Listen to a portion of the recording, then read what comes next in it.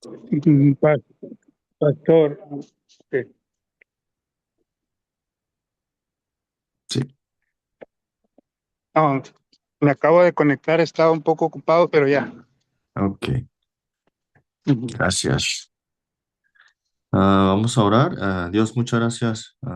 Sabemos que nada es coincidencia y nada es ah, de una voluntad humana, sino que dentro de tu soberanía, que es absoluta, has cumplido hasta lo que nosotros ahora disfrutamos, que es Cristo en nosotros y Cristo que solucionó todo en la cruz, muriendo y resucitando y ahora estando junto con nosotros. También queremos hoy confesar que necesitamos de tu plenitud, de la llenura de tu Espíritu Santo. También deseamos que nos guíes y nos dé discernimiento para que podamos de verdad ver el campo de las adicciones con los ojos de los evangelistas y con los ojos espirituales. Te damos las gracias, oramos en el nombre del Señor Jesucristo. Amén. Voy a leer el libro de Hechos 1:3.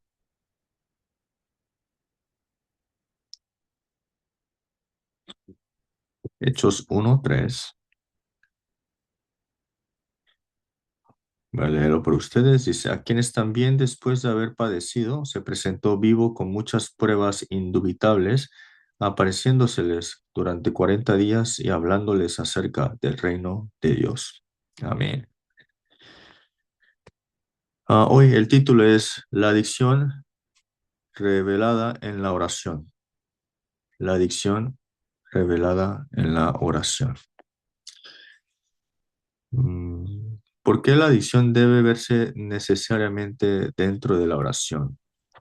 Es muy importante no solamente entender este tema de la adicción es de una manera psicológica o científica o bíblica también, pero también tenemos que poder ver este tema de las adicciones dentro de la oración.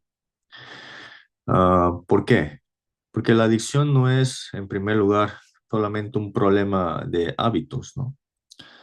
Tampoco es simplemente una fuerza, una falta de fuerza de voluntad o podemos decir un defecto de carácter, al cual mm, recientemente y ya hace muchos años atrás están clamando y están diagnosticando el problema de las adicciones a una manera de un problema mental, claro que es, pero también como un defecto de carácter, ¿no? Por eso es que los medican desde temprana edad para que se puedan regularse de lo que de su carácter es, no se llegue a controlar, ¿no? Vemos muchas veces ahora que en las escuelas están bastante abiertos en enviar a los niños de primaria a psicólogos y a psiquiatras, por tanto, al cual ellos tienen, digamos que, déficit de atención, ¿no? La cual muchos niños ahora mismo están pasando por, ¿no? Y ahora mismo los centros de hospitalarios o centros médicos, lo que pueden hacer es solamente suprimir esos síntomas o ese sentir de cómo ellos se están sintiendo ahora mismo, ¿no? No da la solución fundamental. Pero tenemos que ahora ver más que la adicción es el resultado de una visión espiritual cerrada. En otras palabras, no ver lo que Dios de verdad hizo y quiere y desea hacer. Y una manifestación externa de una vida que ha perdido el centro. Esa es la adicción. Por eso es que cuando intentamos tratar la adicción solo desde el comportamiento, en fin, el control fracasa. También los intentos de dejarla, en fin, se repiten y la comprensión humana se vuelve cada vez más compleja. Te tratan de explicar más y más y más. Pero eso es normal que suceda eso porque la adicción no puede resolverse desde la mirada de la realidad. Tomamos en cuenta lo que es objetivamente real de lo que esta persona está pasando por, lo tomamos en cuenta, pero no puede ser la raíz para dar la solución a este problema, porque es un problema espiritual. Sabemos que hoy leímos lo que Jesús hizo después de resucitar y por 40 días él habló y enseñó acerca del reino de Dios, ¿no? Recordemos que Jesús no le dijo, vaya a resolver este problema suyo, vaya a hacer esto o haga esto, sino por 40 días se les dio la misión del reino de Dios. Y los discípulos que recibieron esto bajaron y se reunieron ¿dónde? En el aposento alto de Marcos. Esto es muy, muy importante, ¿no? Dios no nos da una misión para que vayamos a resolver la realidad de nuestro presente, sino que veamos de lo que Dios ha cumplido a través de su Hijo primero, ¿no? Si ustedes ven el libro de Josué, en el primer capítulo, sabemos que es la transición de Moisés a Josué, ¿no? ¿Quién es Moisés? Es el héroe del pueblo de Israel, ¿no? Nadie se puede comparar a él porque en la verdad de lo que mostró y de lo que se manifestó y de lo que Dios hizo a través de él, el pueblo de Israel, aún ellos ah, sirven y también respetan a Moisés, ¿no?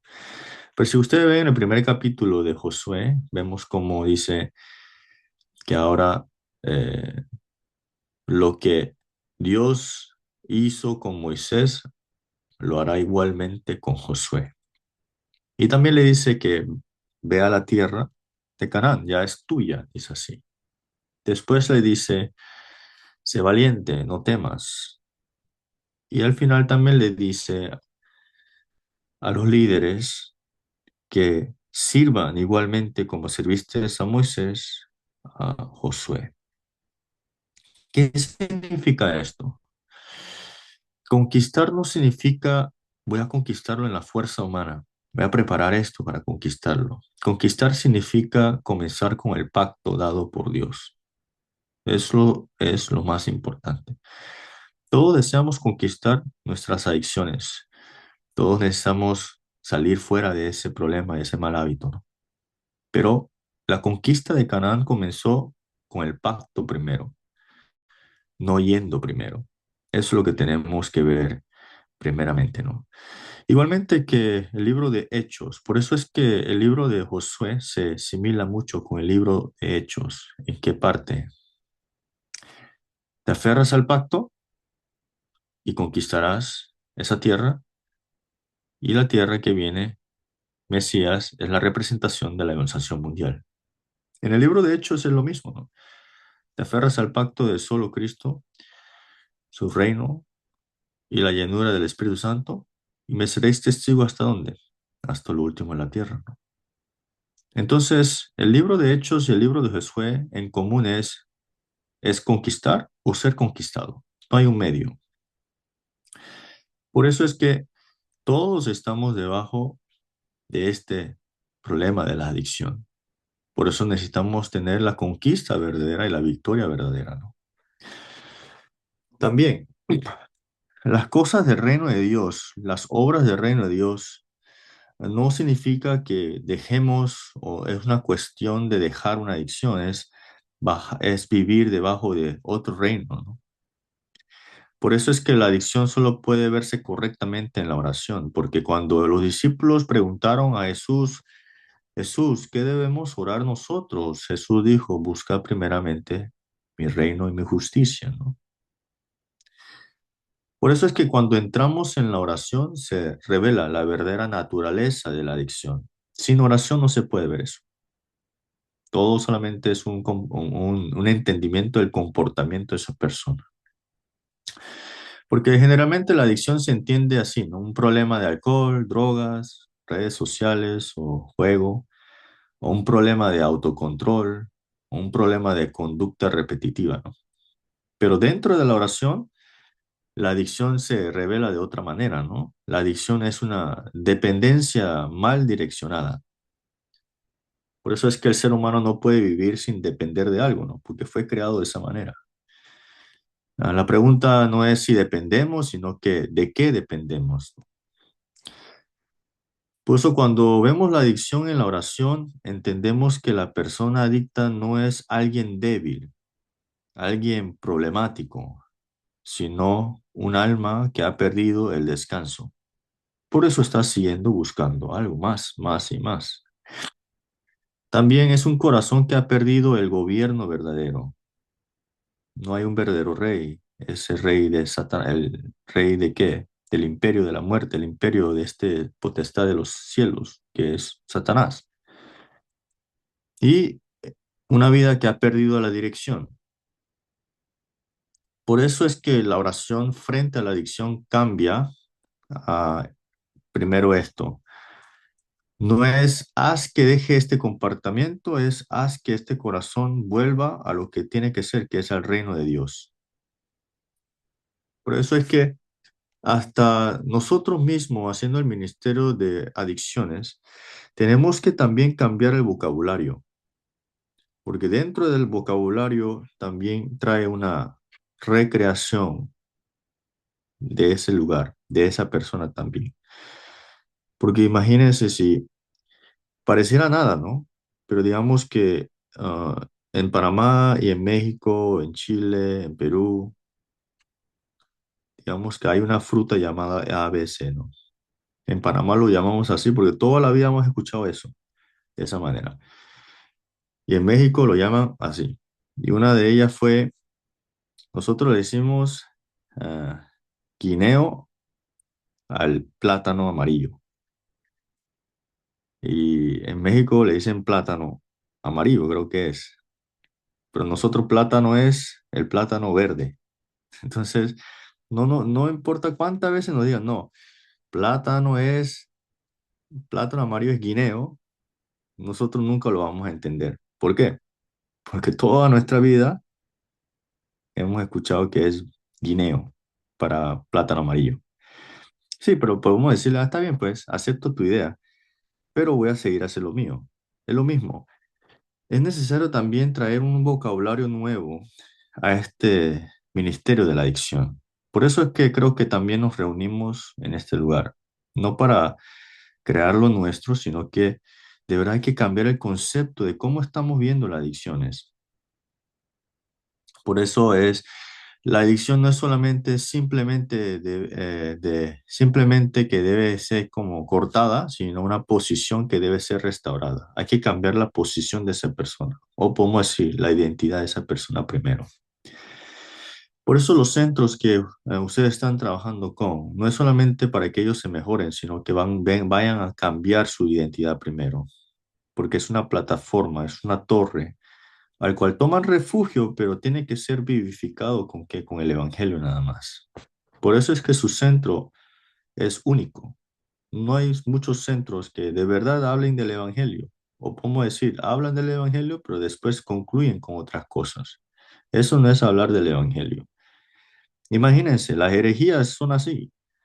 La herejía dice Jesús es el Cristo, tal, tal, pero después al final dice, esta persona es Dios. Así dice, terminan así. La salvación es a través de esa persona, a veces, no Jesús. Eso es que es herejía, ¿no? Pero muchos centros también, ¿qué hacen? Hablan del evangelio, hablan de la palabra, pero concluyen con qué? Con misticismo, legalismo, humanismo o filantropía. Por eso es que la gente que está ahí puede entender, puede recibir una clase de consolación, pero no hay un cambio interior verdadero. Por eso es que la adicción no es un problema de conducta, sino de un flujo espiritual. Hay una corriente espiritual dentro de esa persona que es diferente. Porque cuando cuando miramos la adicción desde la conducta, inevitablemente chocamos con los límites humanos, ¿no? Pero la palabra siempre trata la esclavitud y la libertad como un problema de flujo, de corriente, ¿no? Un ejemplo, José no fue atrapado por el flujo de la esclavitud, ¿no? Él fue enviado como esclavo, pero no fue atrapado por ese flujo de la esclavitud, ni del resentimiento. Si fuera así, entonces hubiera matado a sus hermanos en el momento que lo viera, ¿no? Eso es lo que implica, el flujo. No estaba en eso que todos caen, pero él no cayó. ¿Por qué no cayó? Porque sabía muy bien de lo que Dios le había dado desde el principio, que era el pacto y la identidad que tenía. Todos los remanentes que no cayeron en el flujo incorrecto no fue por fuerza de voluntad, sino porque creían que su respaldo era el reino de Dios. Por eso es que vencer la adicción no es modificar hábitos, es cambiar de gobierno, es cambiar de un gobierno espiritual ahora. Ah, por último, cuando la palabra entra en el corazón del adicto, podemos decir, la adicción no es que se reemplaza a otro, sino que ahora termina, ahora termina. Creo que esta palabra no es para darle esperanza al que está en adicciones, es para que sepa que nosotros no éramos de estar ahí. Por eso es que termina. Muchos procesos de recuperación se quedan en la sustitución nada más, ¿no? Una actividad más, una dependencia por una alternativa, ¿no? Pero sabemos que todo esto es temporal. Pero si la palabra de Dios entra en el corazón, ahora la adicción no gobierna la vida de esa persona, sino gobierna la palabra. Si vemos en Salmo 119, versículo 10, vemos cómo David confiesa que él quiere guardar los estatutos en su corazón. En inglés dice wandering, que es como para no estar perdido, para no estar sin dirección. Pero vemos que el adicto siempre está en esa situación, ¿no? Sabe qué tiene que hacer, pero está perdido. ¿Pero por qué? Porque la palabra no está en su corazón. Cuando decimos corazón, no es el corazón físico, ¿no? Es lo que mueve tu vida, ¿no? Para unos puede ser ¿qué?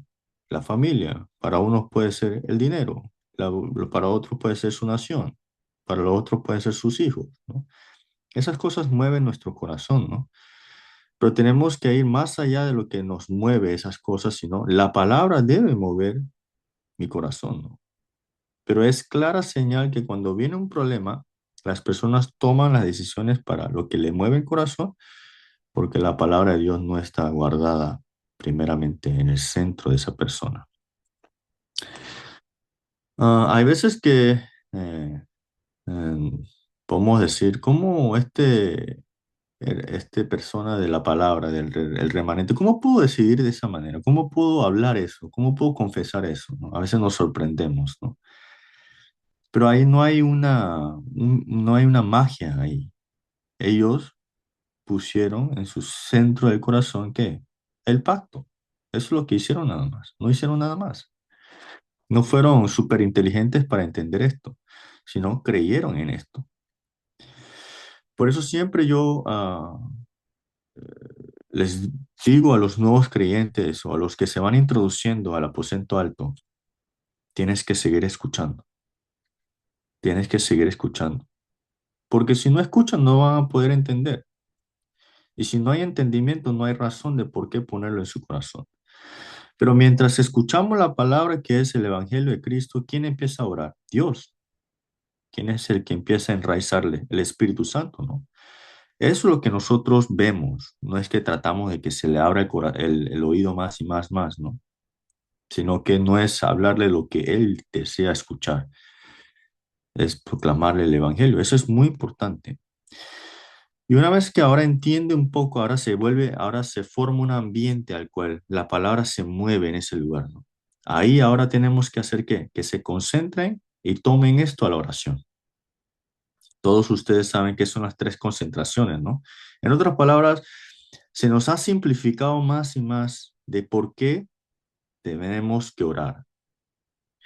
En la iglesia nuestra, ¿no? En el púlpito de este domingo, no es quiero, no es voy a orar, tengo que orar, es quiero orar. Es muy diferente, ¿no? ¿Por qué?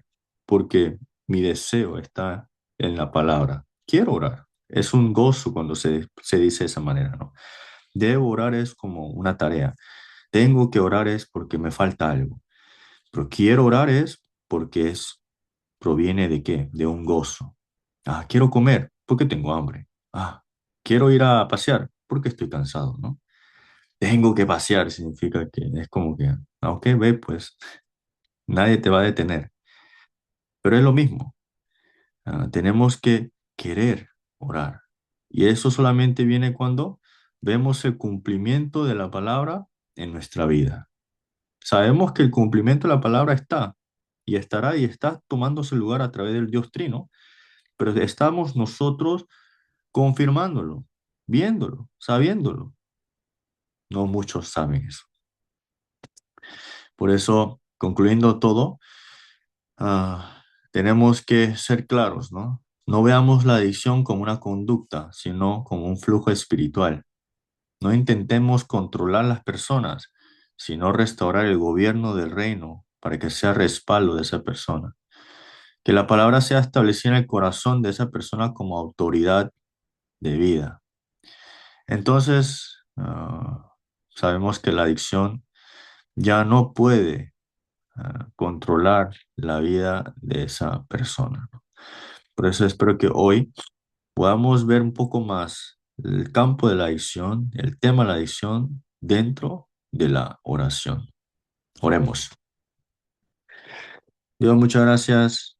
Todos los obreros, los pastores aquí reunidos, sabemos que el problema de la adicción está en todos lugares, está en toda persona. Pero por la gracia y la cobertura que tú has puesto en nosotros, nos has dado la protección de tu reino, para que también podamos ser testigos y evidentes de que tu palabra es todo y el cumplimiento de ella es para siempre. También queremos que los campos que tú nos has delegado, los encuentros que tú nos has dado, las personas que vienen para recibir ayuda, todos estos encuentros sean ahora encontrados dentro de la oración. No es que oramos por esa persona o por el problema, sino que ahora nos encontramos con todo esto dentro de la oración.